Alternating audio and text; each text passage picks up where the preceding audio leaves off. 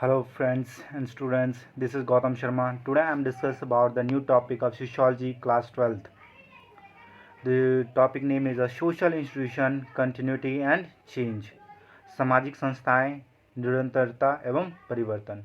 जो हमारे social institution है उसमें कैसे बदलाव आए हैं, कैसे आगे डेवलप्ड हुए हैं या उसमें कैसे चेंजेस आया है उसके बारे में हम पढ़ेंगे. Now caste and the caste system. A population is made up of interrelated classes and communities. These are sustained and regulated by social institution and social relationship. Population की अगर बात करें, population कैसे बनती है कि तभी बन पाती है जब कोई भी classes और community आपस में मिलती है. These are sustained and regulated by social institution and social relationship.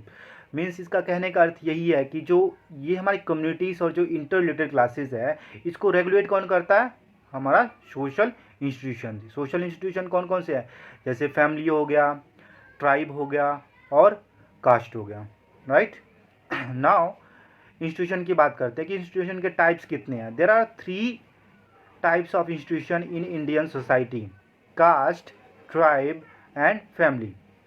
Now we talk about the caste. Caste is a social institution that has been in existence for thousands of years. Caste क्या है? Cast means क्या होता है? जाति. जाति एक ऐसी सामाजिक संस्था है जो भारत में हजारों सालों से प्रचलित है. जाति क्या है? एक ऐसी सामाजिक संस्था है जो कि हमारे भारत में हजारों सालों से प्रचलित है, मतलब चलती आ रही है. ये सिस्टम, जो प्रोसेस, जो प्रक्रिया है वो समाज में चलती आ रही है, जाति प्रथा. राइट. ना आगे हम बढ़ते हैं.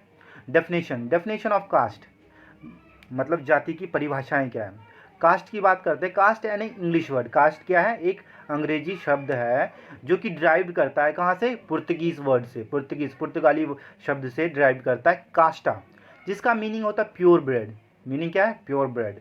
इन Indian language it is a refer to 2 distinct terms, varna and jati. हम अपनी भारतीय भाषा की बात करें, ये 2 भागों में विभाजित किया गया है, वर्ण और जाति को. वर्ण क्या होता है? वर्ण which is literally means colour. वर्ण का अर्थ यहाँ पे क्या बता रहा है? एक रंग के रूप में वर्ण को लिया गया कि वो कैसा है, क्या उसका वर्क है, वगैरह वगैरह. Is 4-fold division of society into hierarchical order. अगर बात करें, ये जो वर्ण है वो एक सोसाइटी में हायरार्किकल वे से डिवाइड किया गया कि कौन सबसे टॉप पे है, देन उसके नीचे कौन है, उसके नीचे कौन है. तो ऐसे ही, तो सबसे टॉप पे हमारी सोसाइटी में ब्राह्मण को माना जाता था, Kshatriya, then Vaishya and Shudra. It is an all Indian aggregative classification. यही हमारा एक इंडिया का क्लासिफिकेशन चलता रहता है.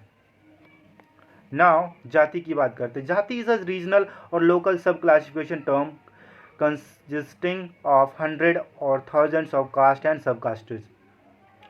वही है. अगर जाति की बात करें, जाति एक रूप से, जाति एक व्यापक शब्द है जो किसी भी वंश किस्म को संबोधित करने के लिए किया जाता है, चाहे वो किसी भी वंश का हो या किसी कुल का हो, तो उसको संबोधित करने के लिए जाति का यूज़ किया जाता है. इसमें कोई पेड़ पौधे, जीव जंतु तथा मनुष्य भी शामिल होते हैं. चाहे जैसे यहाँ पे फॉर एग्जांपल बताए, it is a genetic term referring specific और kinds of anything ranging from inanimate objects to plants, animals and human beings. Vedic and post-Vedic period. Now we talk about the Vedic and post-Vedic period. कि वैदिक time में हमारा caste system कैसा था और after वैदिक caste system कैसा रहा. ड्यूरिंग द वैदिक period the caste system was elaborate, very rigid और डिटरमाइंड बाय बर्थ.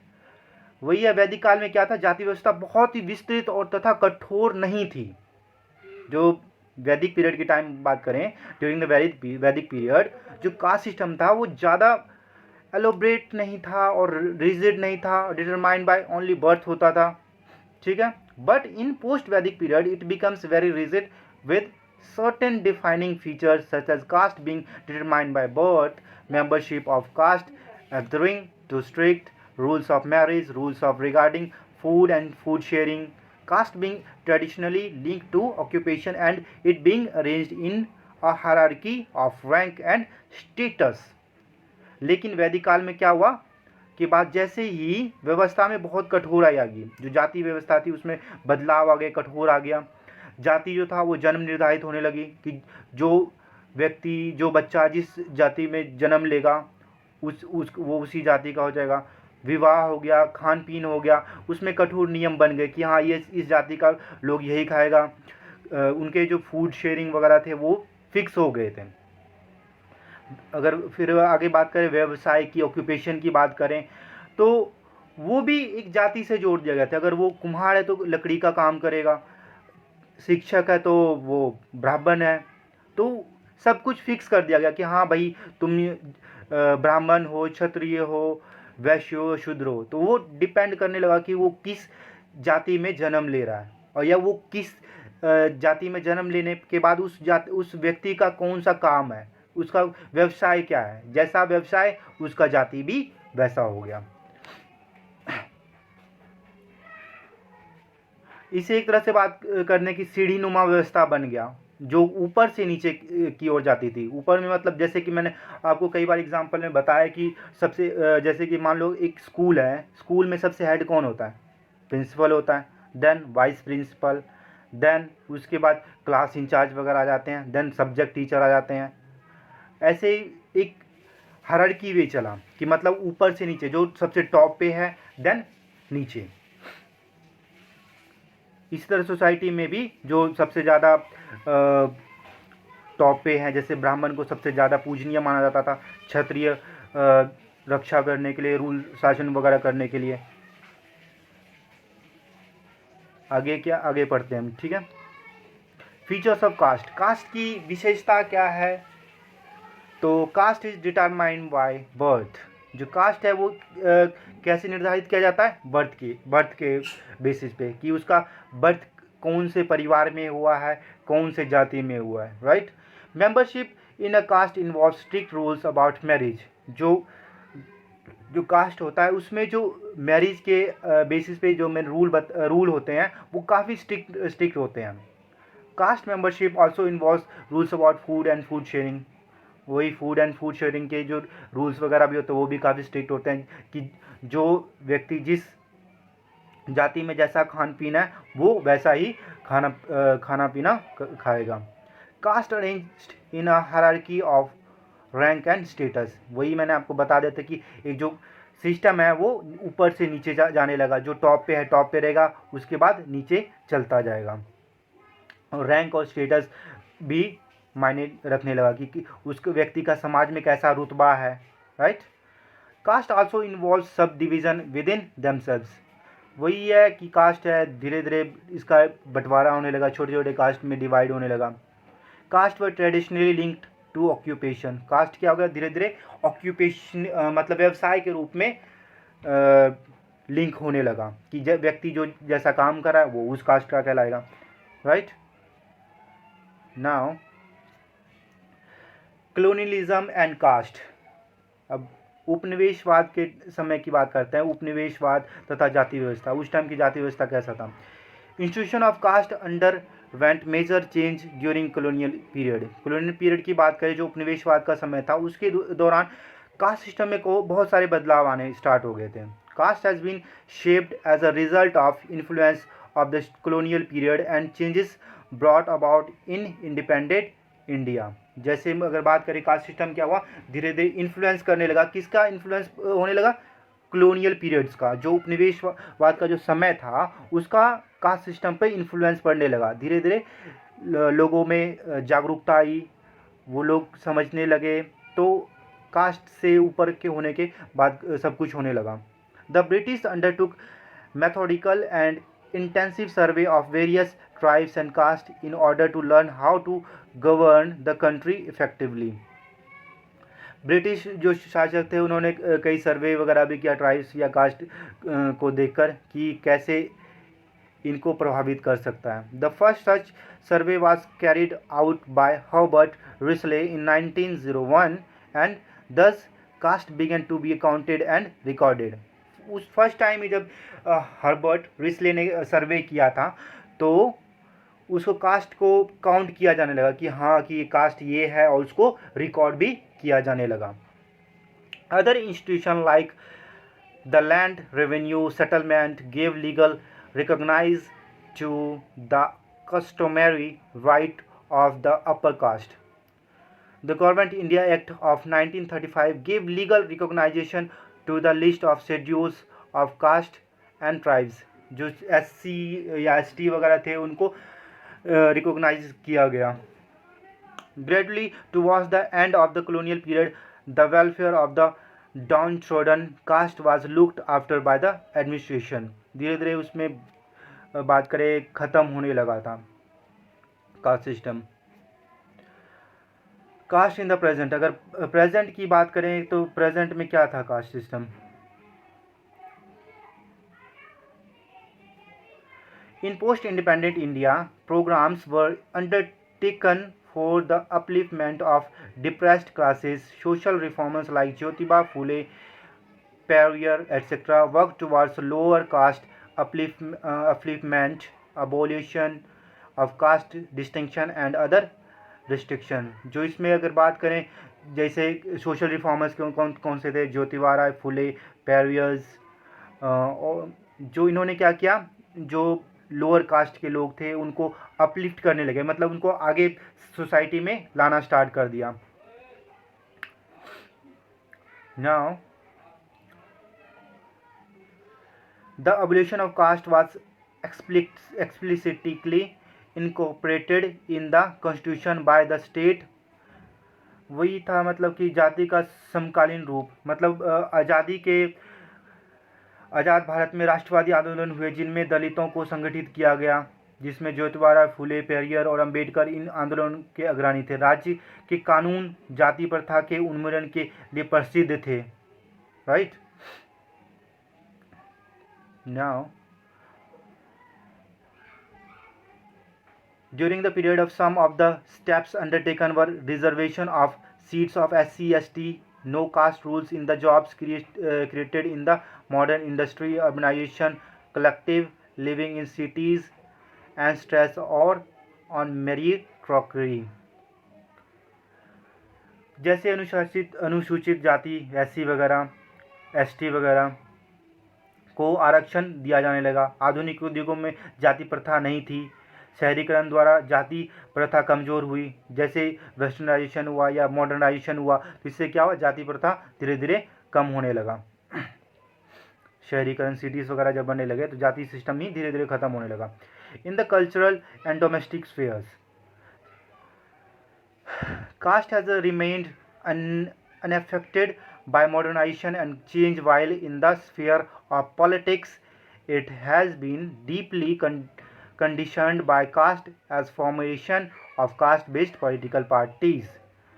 सांस्कृतिक व घरेलू क्षेत्रों में जाति सुदृढ़ सिद्ध हुई. मतलब अगर संस्कृति के क्षेत्र में अगर बात करें जो जाति वो काफ़ी ठीक रही.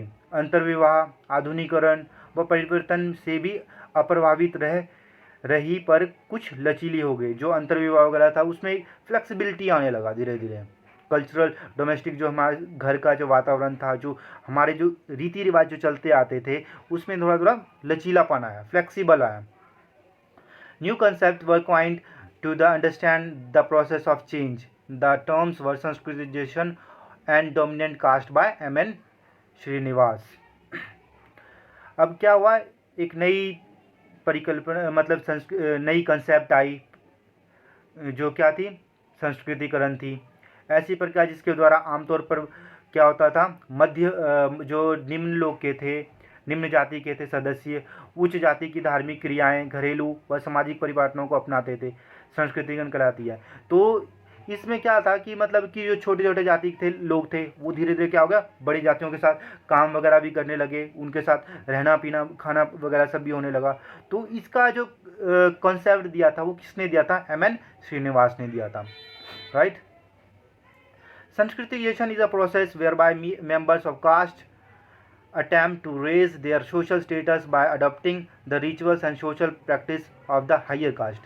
Sanskritization क्या है कि एक प्रोसेस है, एक प्रक्रिया है जो कि जो लोअर कास्ट के जो पर्सन होते हैं वो हायर कास्ट के लोगों को फॉलो करते हैं और उसको अपनाते हैं. तो जिससे क्या होता है, जो उनकी जो रहन सहन है या उनका खान पीन है जो या उनका व्यवसाय है उसमें चेंजेस आ जाता है. डोमिनेंट कास्ट क्या होता है? डोमिनेंट कास्ट मतलब प्रबल जाति, जो उसका डोमिनेंट होता है। Dominant caste was those which had a large population and were granted and rights. They were politically, socially, economically dominant in their region. For example, the Yadavs of Bihar and Uttar Pradesh, and Yokovlagas of Karnataka, the Reddys and Khamas of Andhra Pradesh, the Marathas of Maharashtra, the Jats of Punjab, Haryana, and Western Uttar Pradesh, and the Patidars of Gujarat. तो प्रबल जाति वही थी कि वह जाति जिसकी संख्या बड़ी होती है, भूमि के अधिकार होते थे उनके पास, तथा राजनीतिक व सामाजिक आर्थिक रूप में से प्रबल होते थे। उनकी राजनीतिक शक्ति बोलें या सामाजिक शक्ति बोलें तो वो काफ़ी प्रबल होती थी। देन और इसी को हम डोमिनेंट कास्ट का कहते हैं, राइट। बिहार में जैसे कि यादव लोग, कर्नाटक में बोंकलिंग, महाराष्ट्र में मराठी आदि लोग जो भी थे ये अपने लिए काफ़ी डोमिनेंट थे, प्रबल थे, शक्तिशाली थे।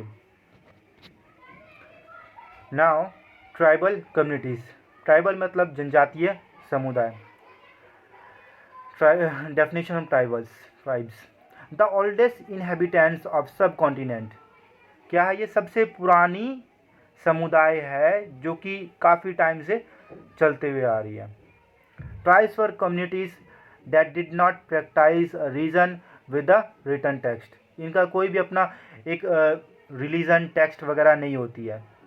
Did not have a state और political form of the formal kind. इनका पास कोई स्टेट वगैरह नहीं होती, ना पॉलिटिकल फॉर्म्स होती है। Did not have sharps class division and they did not have caste distinction. इनके पास कोई भी क्लास नहीं होती है, कोई भी वर्ग वगैरह नहीं होती, ना कास्ट डिस्टिंक्शन होता है, ना भी इनका कोई जाति में भिन्नता होती है।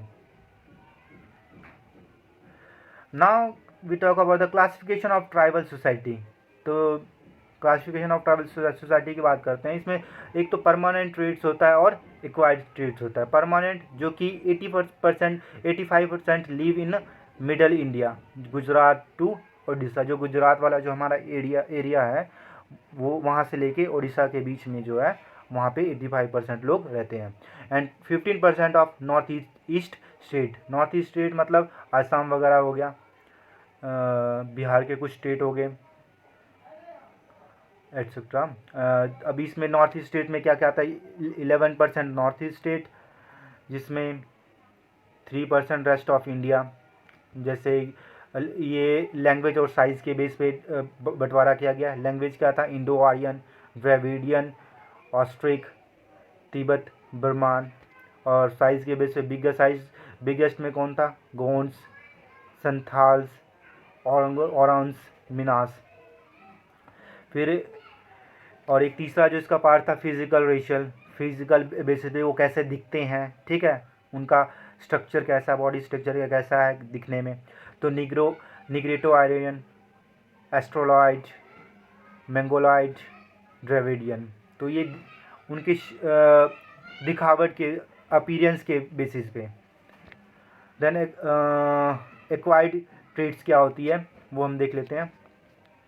Acquired traits mode of livelihood, जो रहने का एक जो एक्वायर्ड होता है, मतलब कि वो अपने जीने के लिए सामान इकट्ठा करना। जैसे कि क्या था? फिशरमैन, इंडस्ट्रियल वर्कर, हंटर्स हो गया, फूड गैदर्स हो गया, पीजेंट्स हो गया, शिफ्टिंग कल्टीवेटर। शिफ्टिंग कल्टीवेटर क्या होता है कि मतलब कोई भी एक एरिया में जब एक पूरा समुदाय होता है तो वो एक जंगल की तरफ जाता है, तो वहाँ पे जंगल का सब कुछ जो भी वनस्पति होता है, ट्रीज वगैरह होता है, उसको काट के फिर आगे चले जाता है। जहाँ पे जब वहाँ पे सब कुछ खत्म हो जाता है फिर नेक्स्ट आगे चला जाता है। इसको शिफ्टिंग कल्टीवेशन बोला जाता है। Then extent of incorporation into Hindu society in politics in public affair. तो ये हमारा क्या था? Classification of tribes. Now tribe caste distinction. Caste और ट्राइब में क्या क्या डिफरेंसेस हैं? कास्ट क्या होता है? Based on the notion of purity and pollution.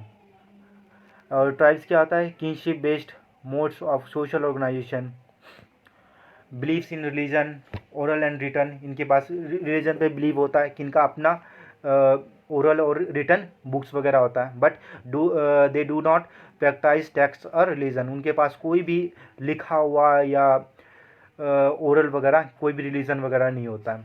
Hierarchical system, egalitarian system. Hierarchical system तो मैंने आपको बताया जाता है जो सबसे टॉप होता है और जो लोअर होता है। तो जो टॉप होता है वो उस रूल करता है, उसके ज़्यादा सब कुछ होता है सोसाइटी में वैल्यू। उसी तरह एग्लिटेरियन क्या होता है, एक जो ट्राइब होता है उसमें एक मुखिया होता है, वो जैसा कहता है तो उसके जो सारे मेंबर्स होते हैं, पीपल्स होते हैं, उनको उसी तरह से चलना पड़ता है। Now tribes are not primitive communities living isolated lives. Tribes are seen as a secondary phenomena arising out of the exploitative and colonialist context. जो ट्राइब्स क्या है,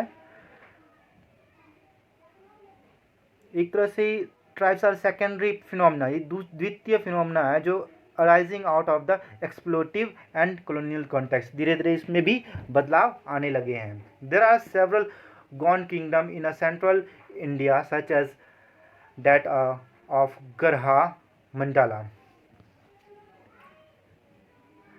Many of Rajput kingdoms of central and western India emerged through a process of stratification among Adivasi community themselves. जो राजपूत वगैरह थे वो धीरे धीरे क्या हुआ, इमर्ज होने लगे, आगे बढ़ने लगे। Adivasi often exercise dominant over planes,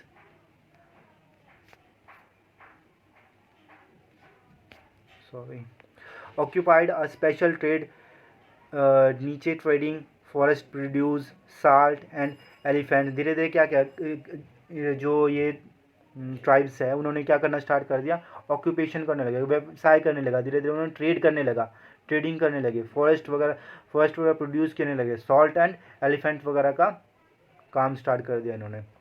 capitalist economics drive the exploit forest resource and the mineral and to recruit cheap labour brought tribal society into the main stream.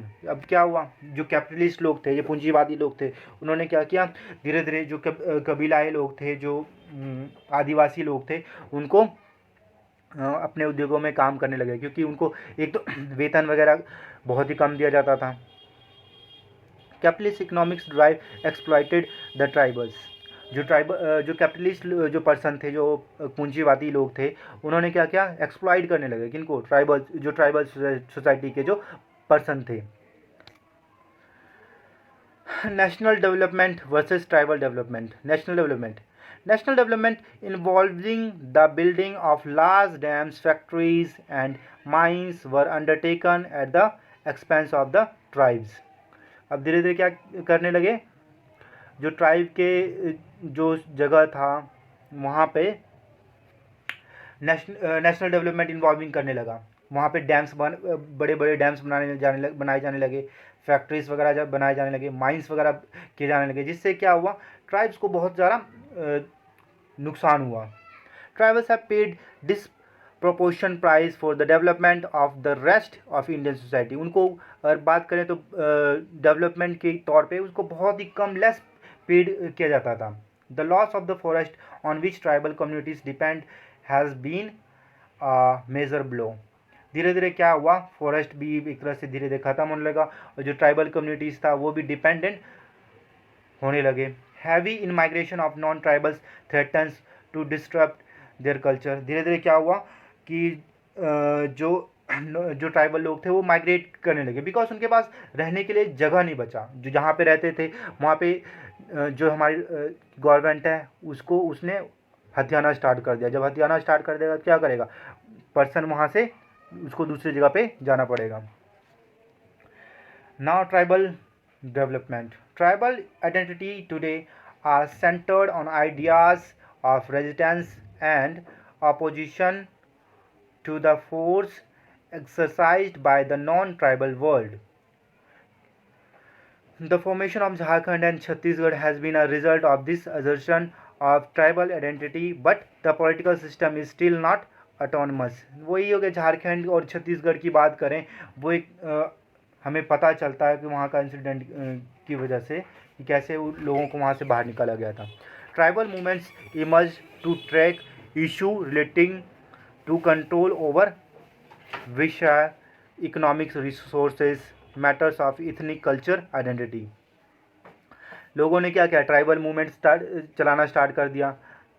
जैसे कि अगर झारखंड में बात करें, झारखंड में जो बिरसा मुंडा नाम का, बिरसा आई थिंक बिरसा मुंडा था कि याद नहीं आ रहा मुझे, तो उस व्यक्ति ने एक मूवमेंट चलाया था ट्राइबल जो आदिवासी लोगों के लिए, तो वो उसके लिए भगवान बन गया था एक तरह से। All this has been made possible due to the gradual emergence of an educated middle class among tribal communities. The assertion of identity of tribal middle class may be different from a poor and uneducated one. Now we talk about the family and kinship. Family क्या हुआ, हमारा परिवार, और kinship हमारी नातेदारी।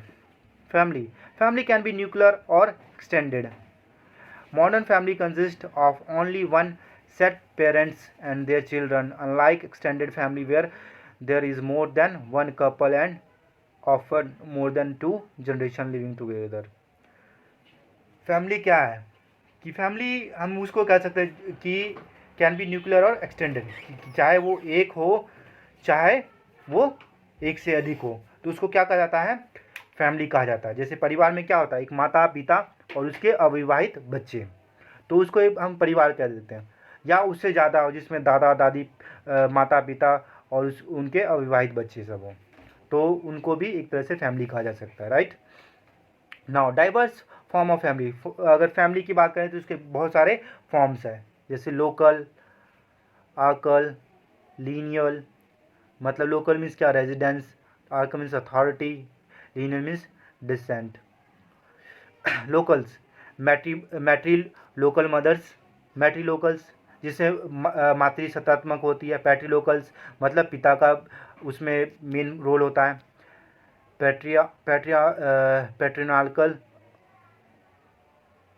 Patriarchal जिसमें fathers authority, मतलब पिता का इसमें मेन सत्ता जो अगर बात करें तो पिता का होता है, और मैट्रियार्कल में माता का।